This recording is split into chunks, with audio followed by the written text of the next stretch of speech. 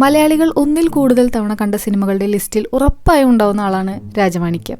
ഇന്ന് നമുക്കതിന്റെ കന്നഡ റീമേക്ക് കാണാം.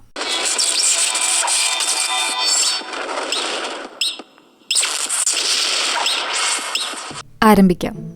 This is Bellary Naga AKA നാഗമാണിക്യ.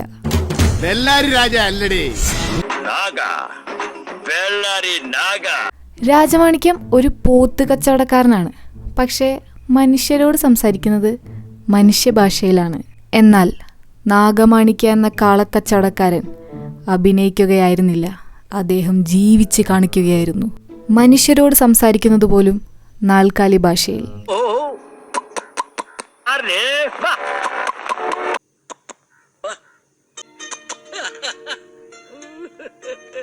എന്തിലേറെ fight പോലും നാൽക്കാലിമയം.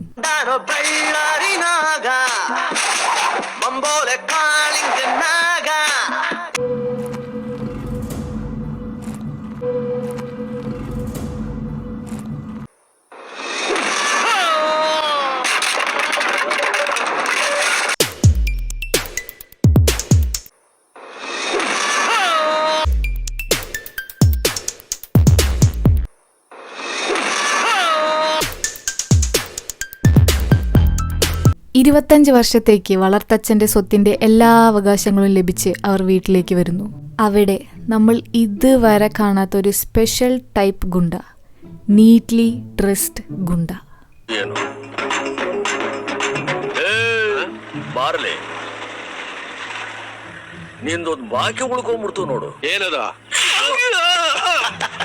അവിടെ വെച്ച് ഒരു സിമ്പിൾ ബട്ട് പവർഫുൾ സീൻ.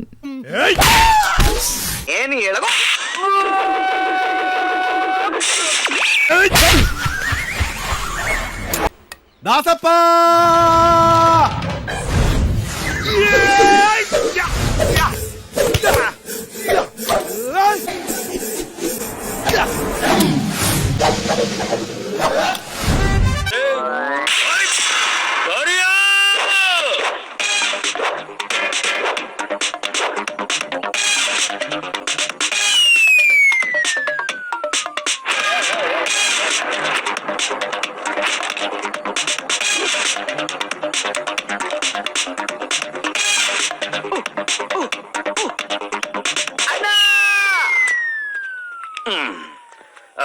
കുറച്ച് ഓവറായാലും എല്ലാവരും ശ്രദ്ധിക്കൂ. രണ്ട് സിനിമയിലും സെയിം അമ്മയാണ്. ആക്ച്വലി ഈ അമ്മയുടെ അച്ഛനാവാനുള്ള പ്രായമുണ്ട് ഇദ്ദേഹത്തിന്. നമ്മളിൽ ചിലർക്കെങ്കിലും അപ്പം മമ്മൂക്കയോ എന്ന് ചോദിക്കാം. ബട്ട് മമ്മൂക്കയുടെ ഏജൊക്കെ ഒരു ടോപ്പിക്കാണോ? ഇപ്പോൾ മമ്മൂക്കയുടെ ഏജ് 70, 71 സംതിങ്. എന്നാൽ മമ്മൂക്കയെ കാണുന്നവർ പറയുന്നത് 50, 45, going 40s. 52, maybe 42, 50, 44. 32. 32? Maximum 30. Around 50, right? It's 50. 45. 45? Yeah. 45. 45, you guess the age. How much? 25. 35? 38. 38. 35. Or 40. This is the picture. maybe 20, 25. 70. 70. Shit. ഈ സിനിമ ചെയ്യുമ്പോൾ 2005 മമ്മൂക്കയുടെ വയസ്സ് 54, അമ്മയുടെ വയസ്സ് 34. പക്ഷെ കന്നഡയിൽ 2009 ഈ പടം പിടിക്കുമ്പോൾ നായകൻ്റെ ഏജ് 59, അമ്മയുടെ ഏജ് 38. പക്ഷെ ഈ നായകനെ കണ്ടാൽ ഏകദേശം ഒരു 70 വയസ്സെങ്കിലും തോന്നും. അങ്ങനെ ഒരു ജാഥ പോയിക്കൊണ്ടിരിക്കുകയാണ് ഈ പൊളിറ്റീഷ്യൻ്റെ. അപ്പോൾ വില്ലൻ്റെ കയ്യാൾസ് വരും. ஐயா காப்பாத்துங்க ஐயா, ஓடையில வீணு தலை உடஞ்சாச்சு, அங்க ஒரே கும்பலா இருக்கு, ஆஸ்பத்திரிக்கு போனேன் ஐயா.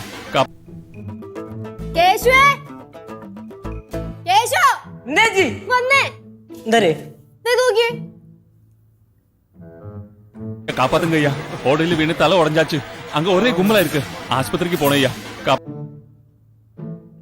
ദൈവമേ, ബാലു, ബാലു.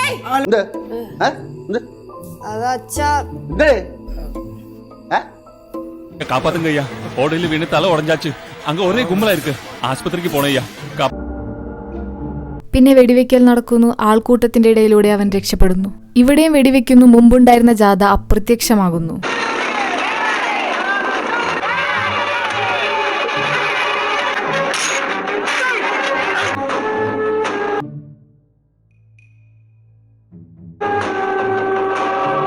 അവൻ ഓടിപ്പോയ ശേഷം വീണ്ടും പ്രത്യക്ഷപ്പെടുന്നു.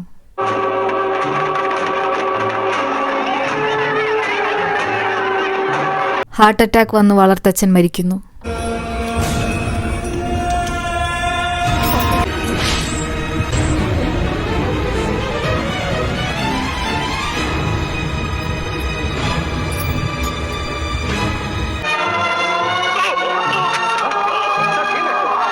ഞാൻ ഇത്രയും കാലം കൊണ്ട് ഉണ്ടാക്കിയെടുത്തതെല്ലാം അന്യാധീനപ്പെട്ടു പോവും, അതുറപ്പാ.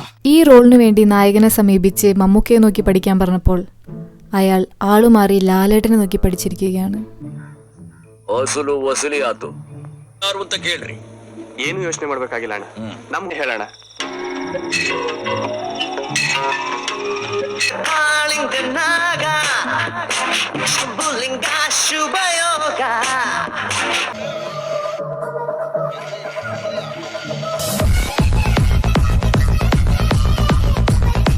മൂപ്പറുടെ എക്സ്പ്രഷൻസ് ಹೇಳೋಣ.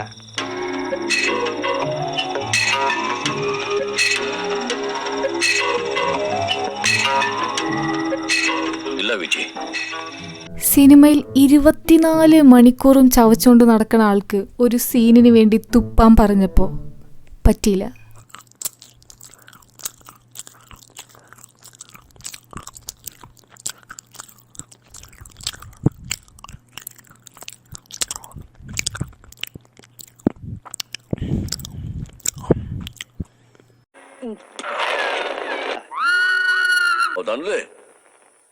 ನನಗೆ ತಿಳಿಬೋದು ಬಿಡು.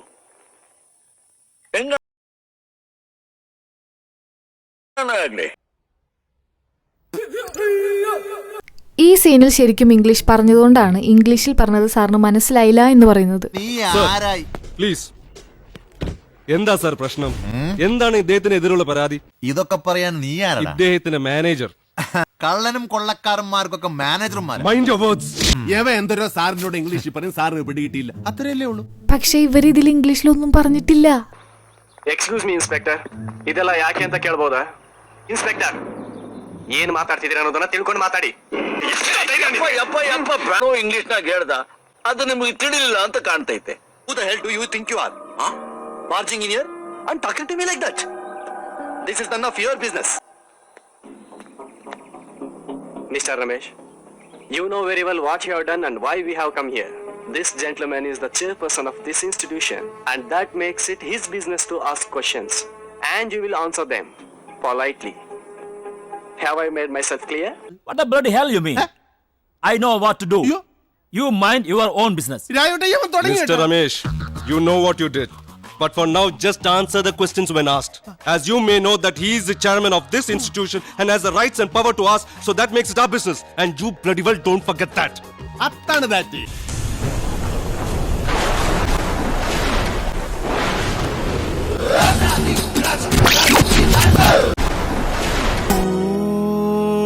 കാറ്റിനോടും കിളികളോടും കഥകൾ ചൊല്ലി നീ, കളികൾ ചൊല്ലി കാട്ടുപൂവിൻ കരളിനോടും നീ. പിന്നെ ഇതിലുള്ള ഒരു സ്പെഷ്യൽ എഫക്റ്റ് എന്താന്ന് പറഞ്ഞാൽ ഒരിടിക്ക് 2-3 ഇടിയുടെ സൗണ്ട് എഫക്റ്റ് ഉണ്ടാവും.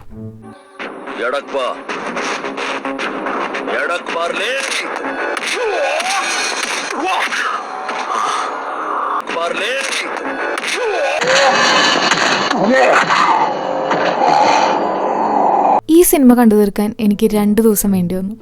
അങ്ങനെ 2ാമത്തെ ദിവസം ക്ലൈമാക്സ് എത്തിയപ്പോൾ ഞാൻ വിചാരിച്ചു, മതി, ഇനി കാണണ്ട, ഇനി ഇതിൽ ഇവർ എന്ത് എക്സ്ട്രാ കാണിക്കാനാ. പക്ഷെ അങ്ങനെ വിചാരിച്ച് ഞാൻ നിർത്തിയിരുന്നെങ്കിൽ നമുക്ക് ഒരുപാട് കാര്യങ്ങൾ മിസ്സായേനെ. ഒരുപാട് കാര്യങ്ങൾ. 2 കാര്യങ്ങൾ. അനിയന് കണ്ണ് കാണിക്കണ സീനിൽ ആക്ച്വലി ഇവർ കണ്ണ് കാണിക്കില്ല.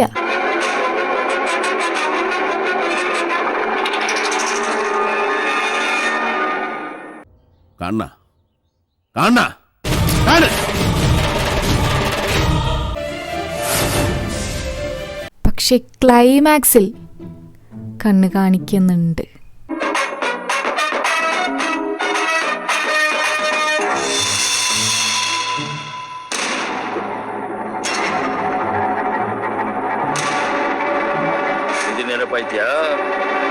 നമ്മുടെ രാജമാണിക്യത്തിൽ നിന്ന് ട്രാക്ക് മാറ്റി ഇതിലൊരു വെറൈറ്റി കൊണ്ടുവന്നിട്ടുണ്ട്.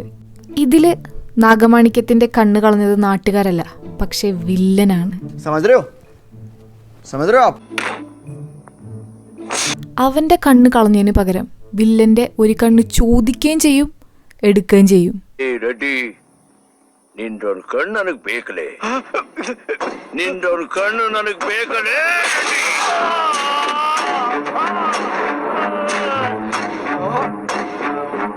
അങ്ങനെ ഒരു കണ്ണെടുത്ത് പകരം വീട്ടിയ ആ ബുദ്ധിമുട്ടിൽ കഷ്ടപ്പാടിൽ അവൻ ജീവിക്കട്ടെ, എന്നിട്ട് മനസ്സിലാക്കട്ടെ അല്ലേ? അല്ല, കണ്ണെടുത്തതിന് ശേഷം അവനെ കൊല്ലും.